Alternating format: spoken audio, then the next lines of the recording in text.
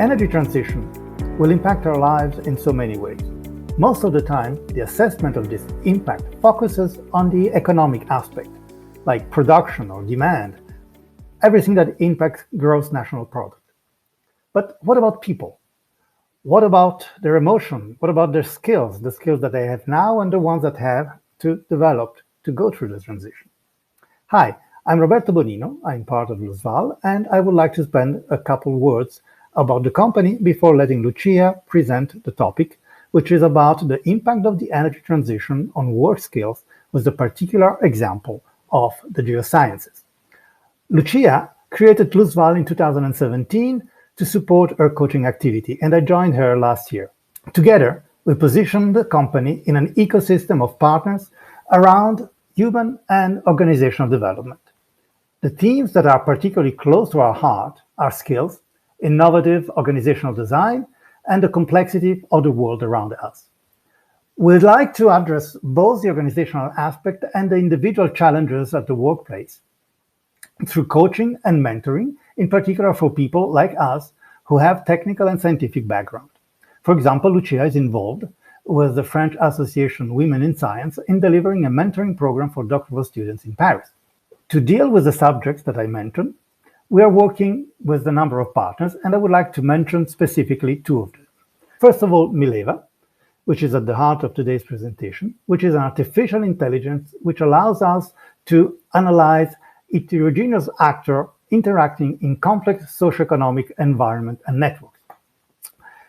The other partner, which is important to mention, is Solution Trima, a Canadian psychometric tool, more specifically from Quebec, which gives a specific importance to skills and values at work, and which allows us to make the link between the complexity of the external world in the organizational capacity to respond to the challenges.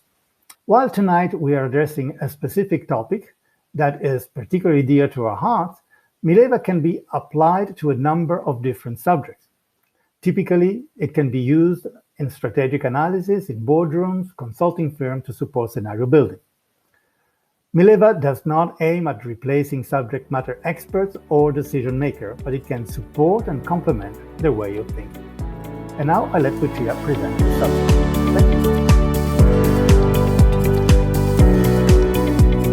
It is a pleasure to share with you the results of the Mileva Artificial Intelligence project investigating the competencies of the geoscientists in the framework of the energy transition. I've presented these results at the GET 2020 conference organized by the EAG, European Association of Geoscientists and Engineers, November 2020. And the conference is dedicated to the energy transitions in the field of the geosciences. Few words to say why I started this project.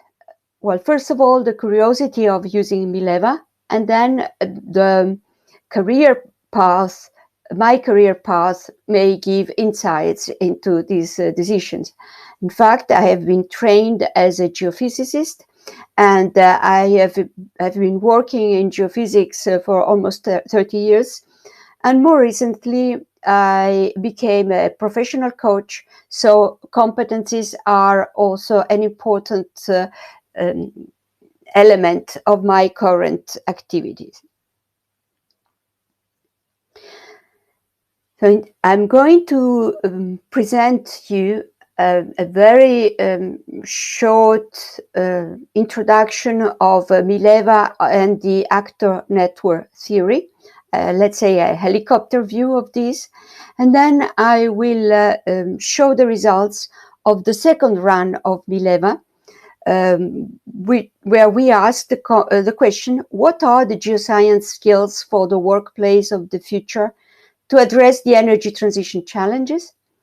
In fact, we did perform 2 runs of Mileva. The first one, which I've presented in other videos, concentrated on the strategies of the oil and gas companies to face the zero-emission challenge. Why this first run? Just because the oil and gas companies traditionally have been a major employer for the geoscience. But in this video, I will talk only about the second run. And I anticipate here the main result, which is a shift from the role of accessing resources like oil and gas to the competence of the geoscientists concerning the assessing, monitoring, and preventing risk. And then a few words of conclusion. Mileva AI has been used for over 10 years to support decisions, and it uses the principles of actor network theory. This theory has been developed in the 80s by Madeleine Acriche, Michel Caillon et Bruno Latour at the Centre de Sociologie de l'Innovation de Mines Paris Tech. And it has been developed to study the interactions and connections between sciences, technologies, and society. And it uses the concept of heterogeneous actors. And by heterogeneous, we mean people, companies, or abstract concepts like competencies and emotions, and also technological objects. And Mileva uses this concept of heterogeneous actors. So what is the link between Mileva and the actor network theory? Well, the link is provided by the mathematical theory of communication introduced by Shannon in 1948. In fact, by using this theory, Mileva studies the links between human and non-human actors and the bonds and the influences which are generated by the interactions between these actors. How it is done specifically? Well, the actors are defined by a series of keywords. And the actors are selected on the basis of the question one wants to ask. In our case, the competencies of the geoscientists in the workplace of the future concerning the energy transition. And so the first step is to gather a panel of experts to think about what are the actors which can provide us an answer to these questions by studying their interactions. And so I gather a panel of 8 experts, and altogether we arrived at the framework of heterogeneous actors, precisely 110 actors, grouped in 14 axes. And with the keywords describing these actors and the question, Mileva goes to the web to extract several thousands of documents which are analyzed in the sense of the Shannon theory. And Mileva outputs graphs and tables which are put together in a dashboard, and then the expert analyze these results.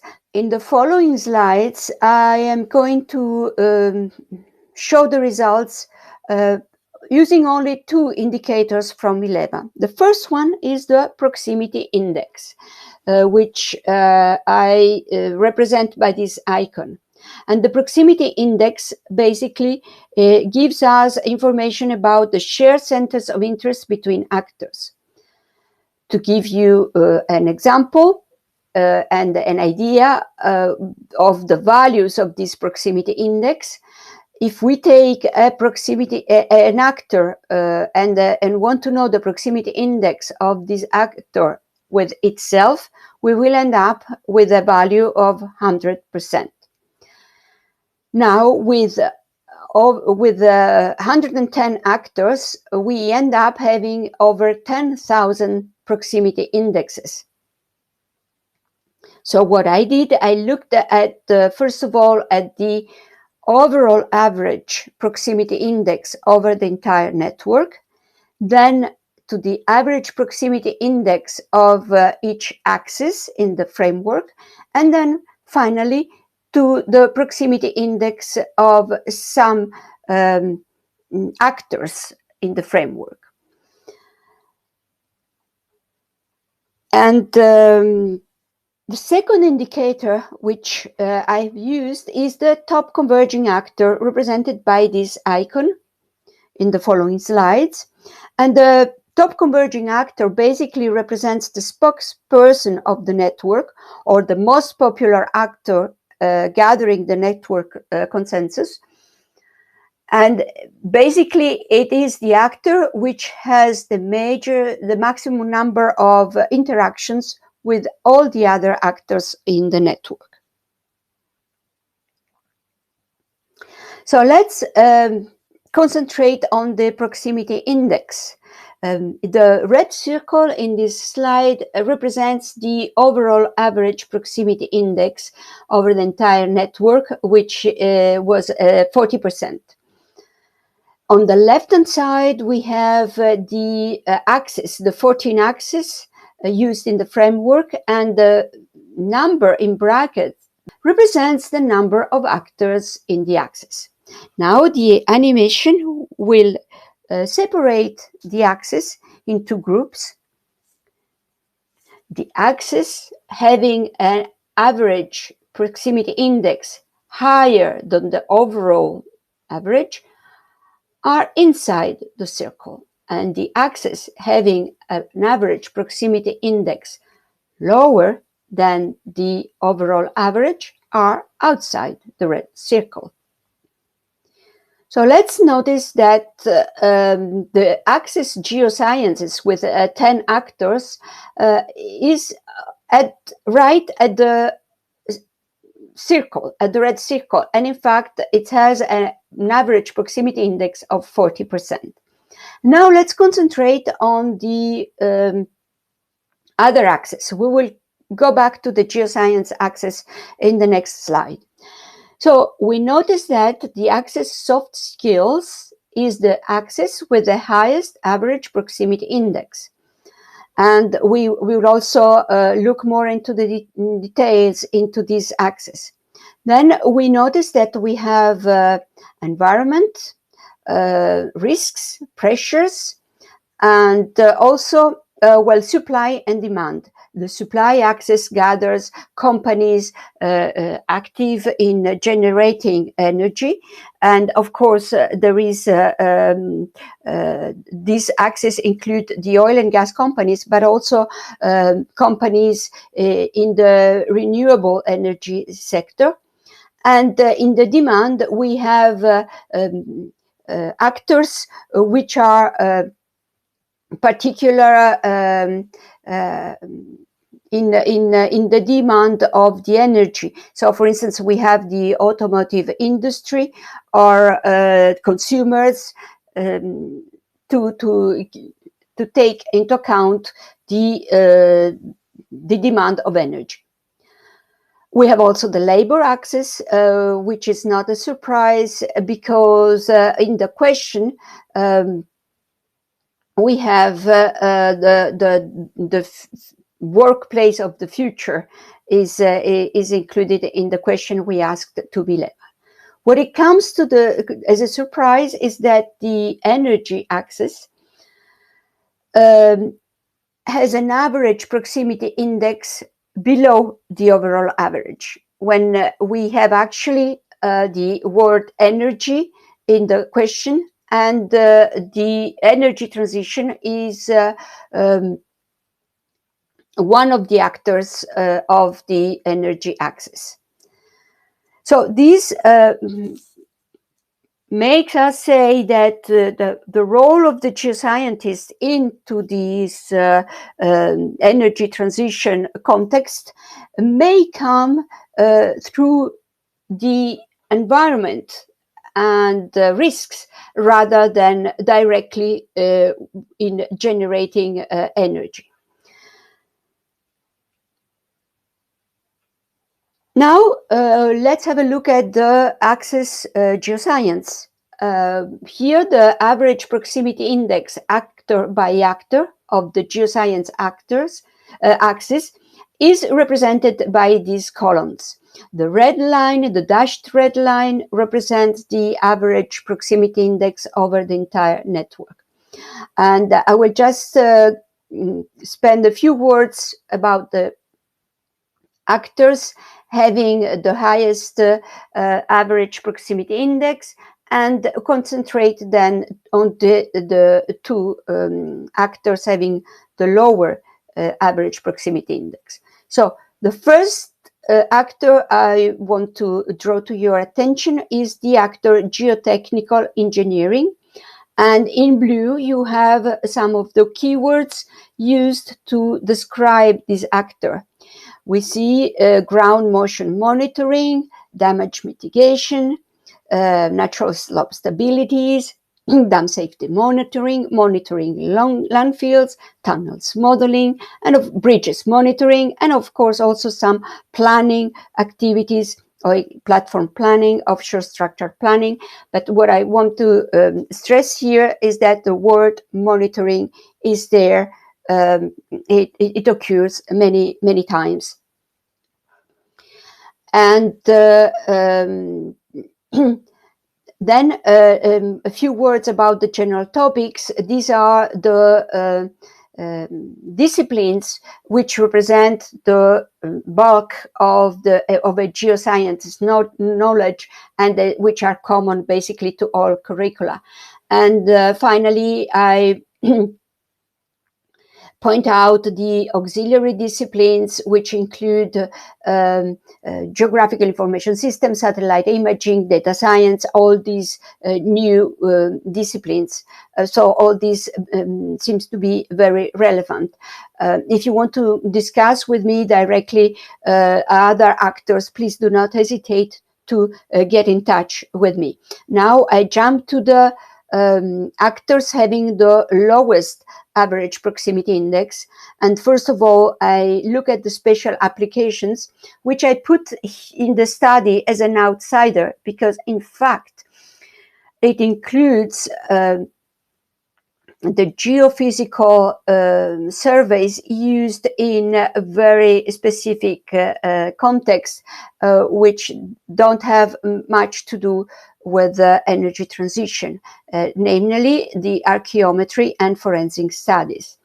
And it is interesting to notice that the average proximity index is very close to the one of the energy upstream, which is the actor described by all the activities, the geoscientist activities in the field of accessing resources, oil and gas resources.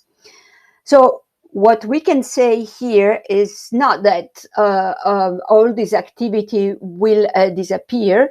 I think the oil and gas companies will still require geoscientists to do this kind of activities, but we may bring forward the hypothesis that we will assist to a major shift from this kind of activities, which have been very prominent in the job market of a geoscientist, toward the activities of assessing and monitoring and mitigating risk. Now we look at the top converging actor, and it turns out that the top converging actor is the environmental risk. This is an actor in the risk axis. And so we have both environment and risk, and in green you see the keywords describing this actor. So this is why earlier I said maybe the role of the geoscientist to the energy transition will be mediated by this aspect of environmental risk. And just notice that other prominent actors in the network are future of work and precarious workers, which are in the axis labor and unemployment. This may indicate that providing monitoring services may trigger a transition from an employee status to consulting and entrepreneurial activities. Now let's go back to the access soft skills. Remember, this was the access with the highest average proximity index. And I want to spend a few words on how I have built this access. I've used the psychometric model TRIMA, which has been developed over 25 years ago in Canada, in Quebec.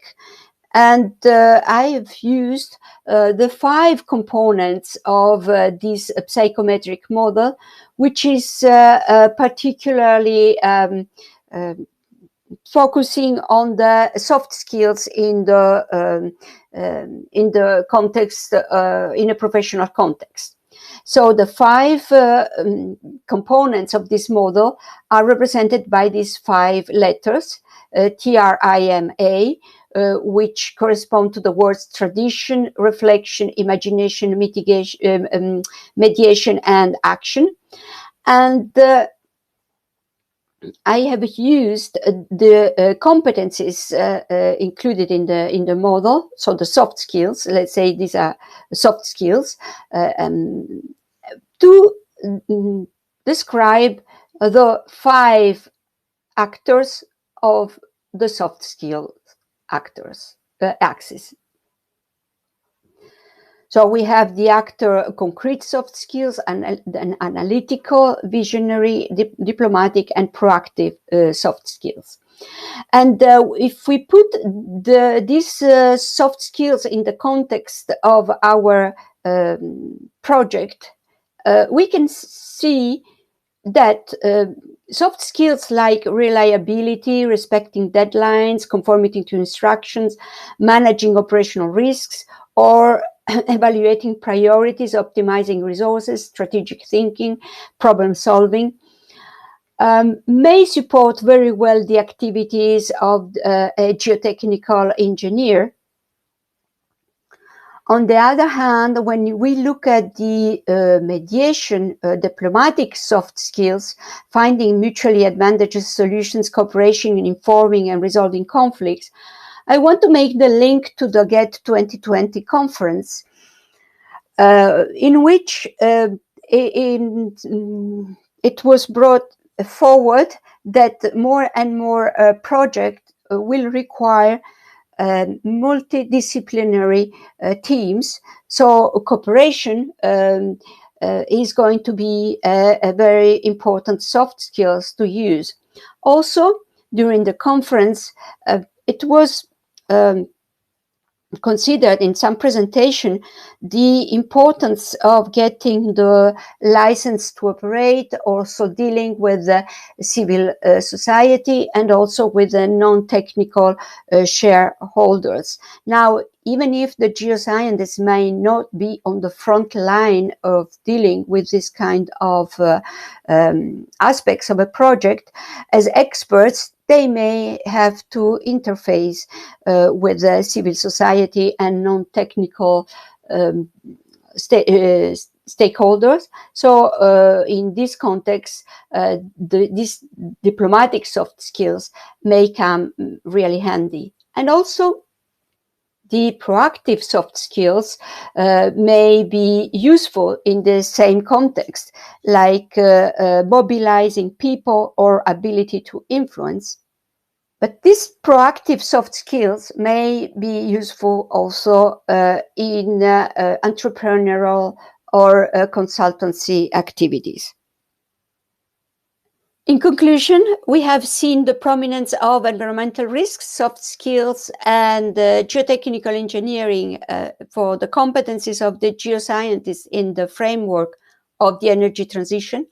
In blue, I have written a sentence taken from the European Federation of Geologists, where you can see that contributing to public safety and sustainable development has always been one of the competencies of the geoscientists. And what we anticipate is that this aspect will take more and more importance in the near future.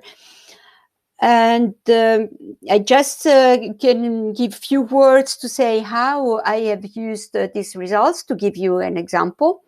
So as I am still part of the technical committee for the conference GET 2021, when asked to suggest topics for the sessions of the GET 2021 conference, I have, of course, used the results from Mileva. And this year we will have a dedicated session to environment and sustainability, which include themes like risk assessment or the environmental risks associated with the energy transition. And of course, the risk was one of the themes which was mentioned in the GET 2020, but we didn't have a dedicated session. So this year there will be this dedicated session. Also, I hope that these results from Mileva can be useful to the geoscientists in their reflections about the possible career path. Of course, it constituted just a piece of the much more complex puzzle, but it's interesting to have this other perspective and point of view which came out from Mileva. And also the same can be said maybe for the universities which are considering the reshaping of the curriculum for the geoscience studies.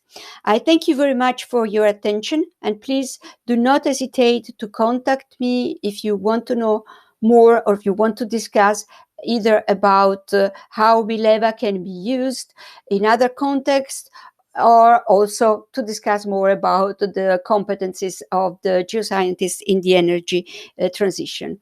And I want to thank the panel of experts which have been working with me in this project. Three here are from the geoscience community, Carmen Brazon, Jean-Charles Ferrand, and Guy van den Doel. Then we have Anne Frisch with a background in finance, Roberto Bonino, who introduced this video, and Philip Naché for strategic consultant, and of course Valérie Fert and Thierry Leroux for the artificial intelligence aspect. Thanks again.